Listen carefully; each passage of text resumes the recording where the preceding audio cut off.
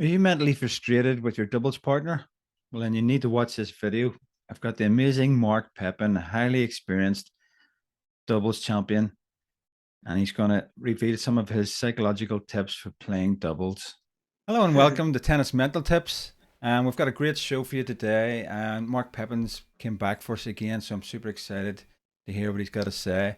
Today's topic's all about mental toughness once again, but this time it's all about doubles and mixed doubles in tennis and how it differs from the singles game, if at all. So let's find out and dive in to Good morning, Robert. Marc's Yeah, vast experience. Good morning, Marc. How are you? good. Good. Okay, so we got a lot of information from your last video.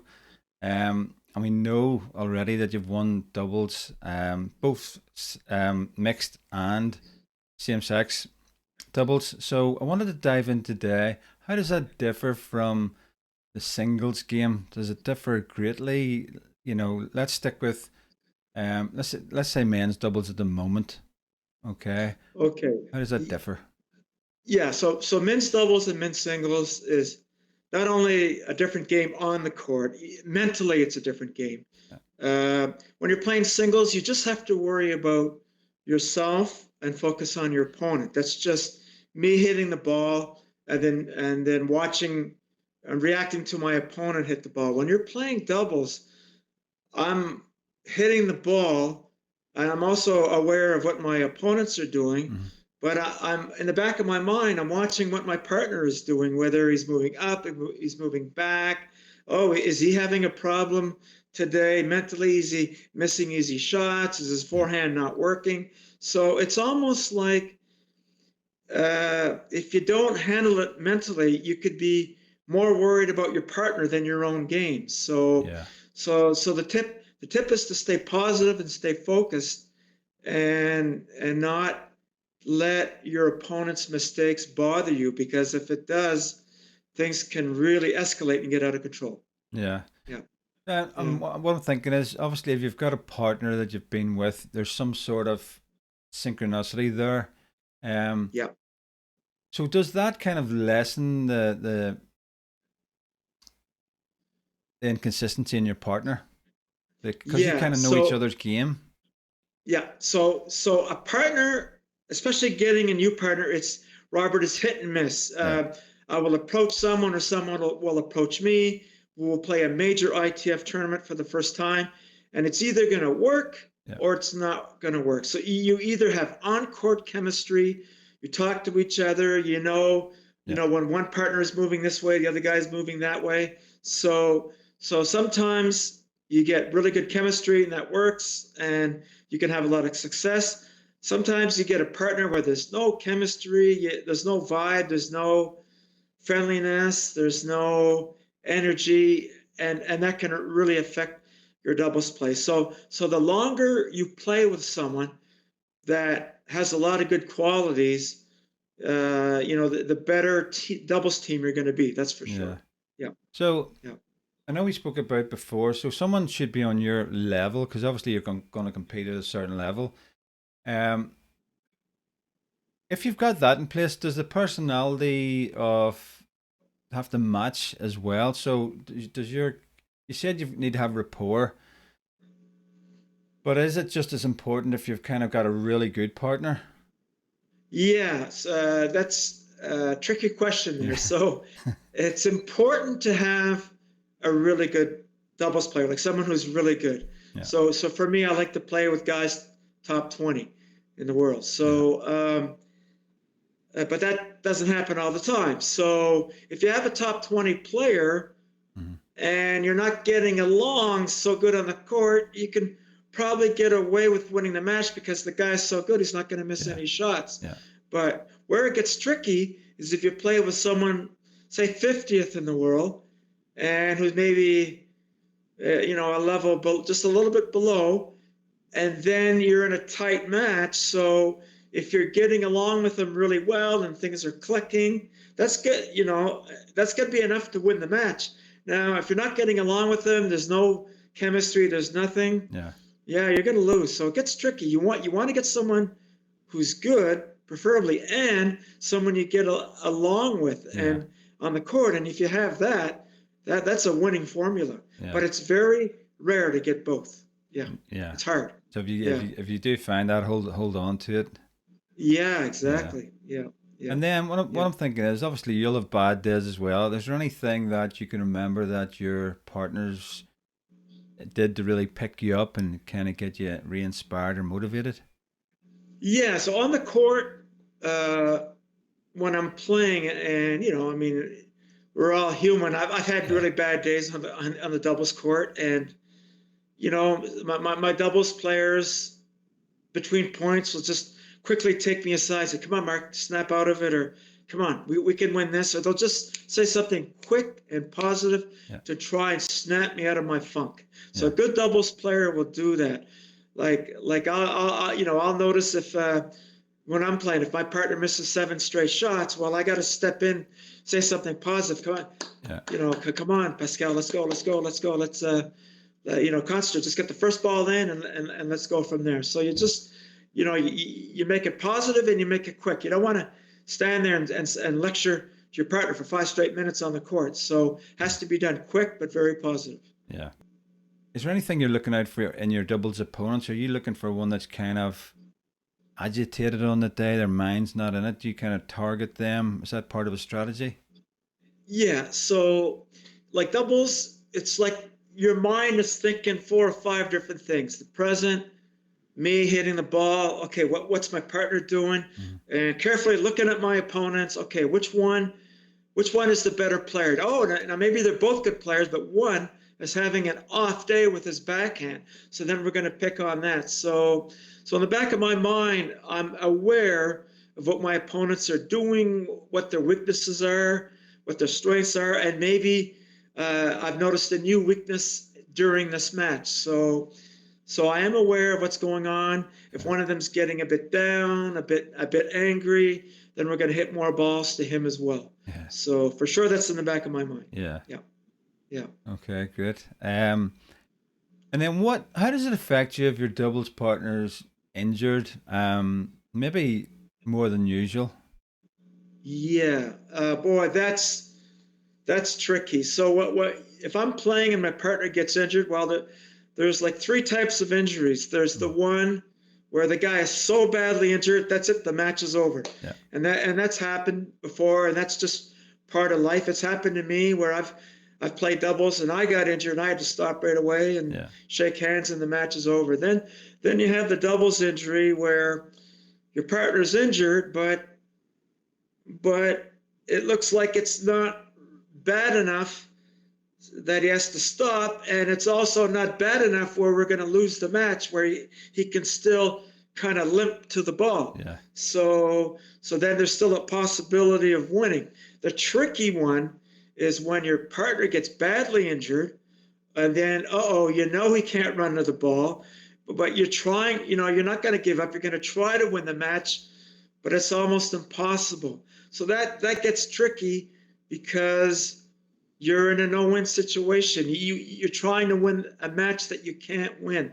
Yeah. That makes it really tough mentally because then you start to do, if my partner's injured, I'm going to start to do too much with my shots. I'm going to try to go for outright winners all the time. Yeah. So it changes your mindset on the court. So yeah, getting injured definitely changes your mind on the court, no question. Yeah, Yeah. and I'm just thinking as well, Mark. What if they get injured before a tournament? Oh, You know, yeah. how does that affect your singles game as well, knowing that you're not even going to be playing doubles? Okay. Sorry, did you say if I get injured or my partner Well, gets let's say injured? your partner gets injured before the Yeah. tournament. You know that you Yeah. probably won't be playing doubles. Yeah. Does that affect your So singles? there's a rule of thought here. When I enter a tournament and if my partner tells me a couple of weeks ahead of time, Mark, I've got a pulled hamstring. I'm not going to be able to run Mm-hmm. too hard. Well, that's okay mentally. I'm aware of it. I know that I'm going to have to run for all the lobs. I'm going to have to try a little harder. And I'm okay with that. And what's happened, unfortunately, is when my partner shows up for the first match and they've been injured for a month and they don't tell me, and they walk on the court and say, "Oh, by the way, Yeah. I've got a hip injury and I can't run." Yeah. Well, that throws me for a loop, and that's not a pleasant thing in my mind. And it's unfortunately it's happened to me a couple of times where that happens. It's not a good feeling because I totally lose focus and concentration, get a little upset mentally. So so I don't mind playing with an injured partner if they they tell me ahead of time. That's no problem. Well, we learn to deal with it. Yeah. Maybe change strategies on the court. When I get injured, in doubles, you only have to cover half the court. So a lot of players can play injured in doubles because you don't have to run that far. But in singles, if you have any type of injury that's significant, you're going to lose. I mean, if you can't run to that drop shot or run down that lob, or you can't bend your knee or you serve hard because your shoulder hurts, it makes it very difficult to win that match. Yeah. How long does it take you to recover for something like that? If you're carrying some sort of injury and you lose, how do you get back in the game? How do you pick yourself up? Yeah, so I know it's difficult because if it's a serious injury, and I've had serious injuries, a lot of them. It's 6 months, whether it's tennis elbow, a shoulder, rotator cuff, things like that. So, at first it's kind of depressing because if you're injured for 6 months, you're missing 6 months, half the year of the tour. So now your mind. So what I do is, you just have your mind focus on getting better. You forget about the tournaments and just focus on getting better, watching your progress. And after 6 months, finally, you get back on the court, start doing some off-court training, start slowly, get back into it. Sometimes injuries, if you're lucky, can only be, 1 to 3 months. That's still a long time. And then, you focus on that, getting better. And if you're really, really, really lucky, you have what's called a 2 or 3 day injury. It's like, it's better already, and then you're back playing, and you don't have to worry about rehab or physio or whatever. So, so if it's a long-term injury, you just have to focus on getting better and doing all the things that your therapists tell you to do. No question. Okay. Yeah. And then doubles. I'm thinking of mixed doubles now. Does that differ much from, say, men's doubles? Yes. Men's doubles is still a very fast, like serve the ball hard, spin, run to the net, serve volley, good hard doubles, points over in like 2 or 3 shots. It's 4 guys hitting the ball really hard, and they're all at the net. So there's going to be lots of volleys, quick points. Mixed doubles, I love mixed because it's really good mentally. I look at it as a chess match because you've got 2 men who hit the ball really hard, the women who don't quite hit as hard, and becomes more of strategy.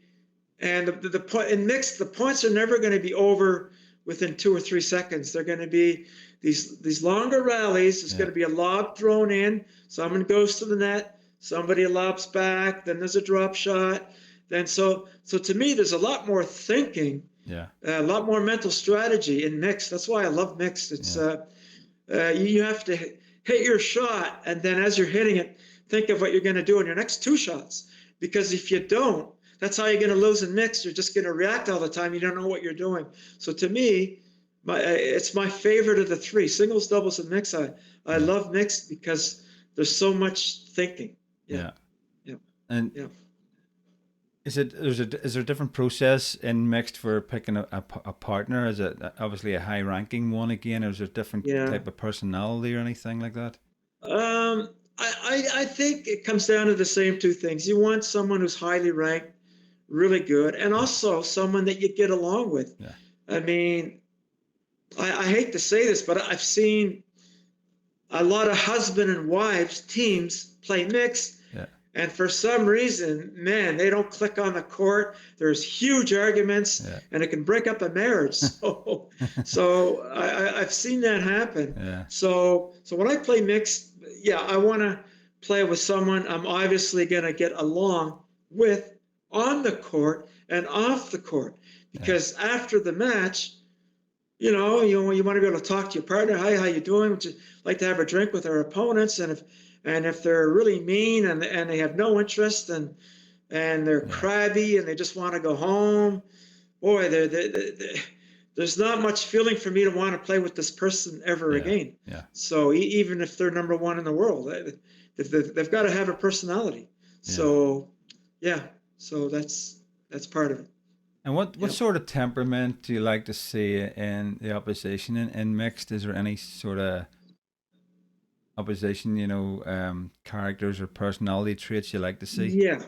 Yeah. I want someone who's focused, someone who wants to win. I don't want someone to walk on the court and say, "Oh boy, this is so much fun. Yeah, let's just play for fun. And if we win a game or two, it doesn't matter." No. It does matter.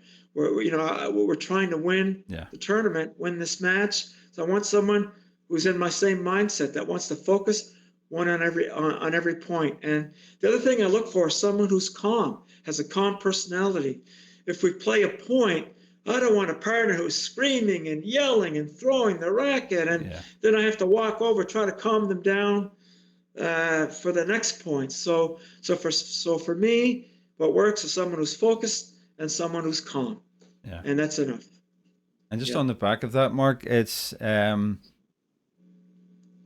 what if you get someone that's generally calm but starts to get irritated by the umpire's decisions? Well, yeah, that Robert, that doesn't happen too often. It's rare that an umpire will make a bad line call, and if they do, it's usually once a match. So to me, it's no big deal. It's only 1 point. I'll tell my partner, okay, the umpire blew that call. Don't worry about it. They're not going to blow the next 8 points in a row. So I don't worry about that. I worry sometimes if we don't want to get into verbal arguments with our opponents. And that could be really detrimental. So, I mean, we try to stay away from those arguments. The arguments with the refs are very few and far between. I don't even worry about them at all. Good. Yeah. So any young people watching this that have played singles and probably played some doubles, but they want to start taking it serious and kind of get into the tournaments, what advice would you give them just to starting out? Okay, so if you're going to start playing tournaments, you got to look at your own goals. Are you just going to play singles? Are you just going to play doubles? Are you going to play singles and doubles? So you have to train for the event that you're playing. So if you're just playing singles, then all your practice matches should be singles. You shouldn't even be bothered to play doubles. If you're going to enter singles and doubles, then you got to mix it up in your training schedule.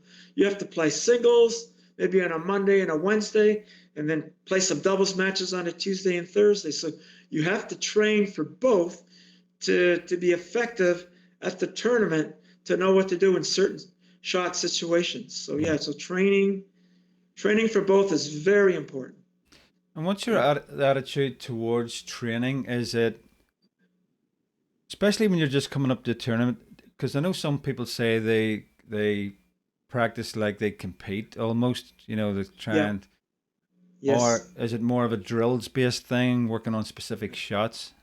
Yeah. Okay. Very good question, Robert. The correct way is to do both. You can't just play practice matches all week, play really hard, because then you might have a glitch in your backhand, and if you don't do drills, you're not going to correct it. And then when you go to play the tournament, you're still going to make the same mistakes. So the proper way to do it is to play very hard, tough, competitive matches. Also, a couple of days where you do drills, where you practice, 20 minutes of forehands, 20 minutes of backhands, 10 minutes of volleys, 10 minutes of serves. So the proper way is to do both, so that you're keeping not only your strokes perfect, but your game situation perfect. So doing both is very important. Yeah. And does playing doubles ever take away from your singles game, or does it add to it because it's a new way of thinking, as you said earlier? It kind of shapes your thinking. Yeah, sorry. All right. I personally think it adds to it because in doubles, number one, you're going to be hitting a lot of hard spin serves in the court. So that's going to automatically improve your second serve in singles because now your second serve should be a little bit stronger because you've been practicing so many hard first serves with a lot of spin. And also in doubles, you're going to be at the net a lot, hitting hard volleys. Mm-hmm. So it's going to help your singles game because when you get to the net and you have to put that ball away at the net volleying, you've played so much doubles, your volleys are going to become easier, you're going to make less mistakes, you're going to be able to volley hard into the corner. So to me, it helps with your second serve, helps with your volleys.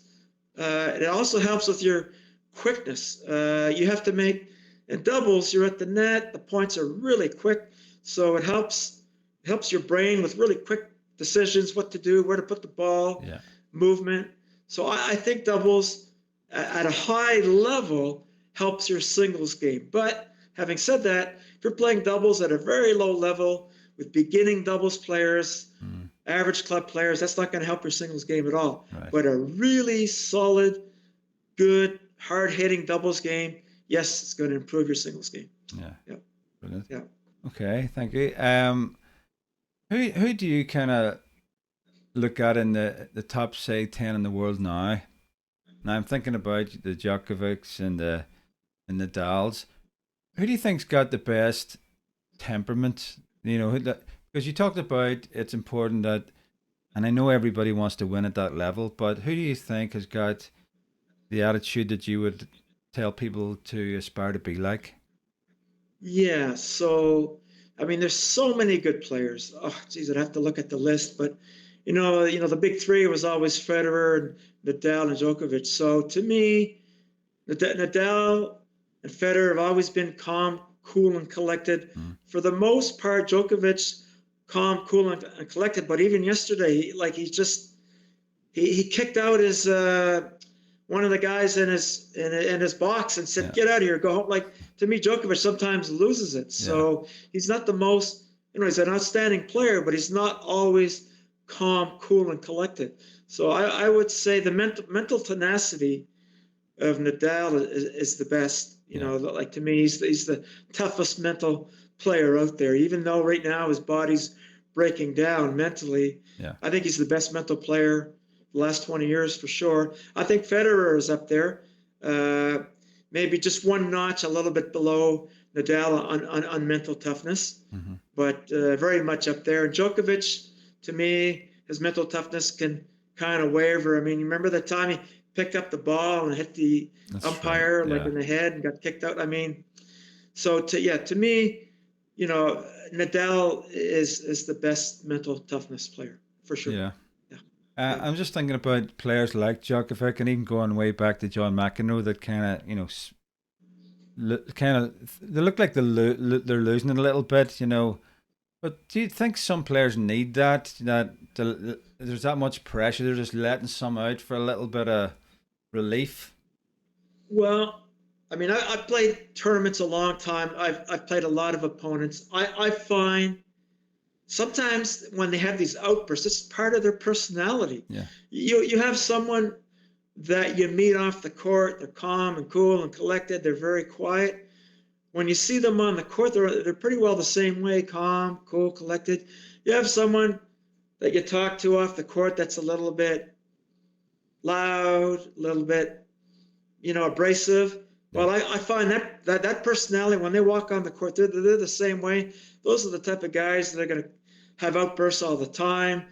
Like I know back in the day, McEnroe, used to get angry, but I think, he did that for probably three reasons. Number one, to challenge the umpire on the call. Number one, by getting mad to bring himself up to motivate himself. Yeah.